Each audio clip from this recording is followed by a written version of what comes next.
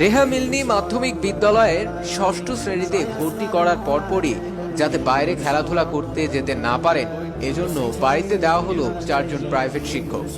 কিন্তু তাতেও কাজ হয়নি। সবাইকে ফাঁকি দিয়ে মনের টানে স্কুল পালিয়ে চলে যেতেন ক্রিকেট মাঠে। সেই ছেলেটি বাংলাদেশের ক্রিকেটের বিস্ময় বালক মুস্তাফিজুর রহমান।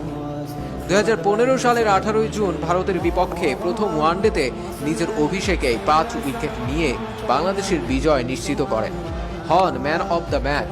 দ্বিতীয় দিনে আরও বিস্ময় ছড়ালেন, পেলেন 6 উইকেট। ইতিহাসের পাতায় লেখালেন নিজের নাম, গড়লেন নতুন রেকর্ড। মুস্তাফিজের লেখাপড়ার ব্যাপারে বেশ সাবধান ছিলেন বাবা ব্যবসায়ী আবুল কাশেম। তিনি চাইতেন ছেলে ডাক্তার বা ইঞ্জিনিয়ার হবে, কিন্তু সেই বাবা আজ আবেগ জড়িত কণ্ঠে জানালেন, আমার ছেলে এখন আর আমার নাই, ও এখন 16 কোটি মানুষের সন্তান।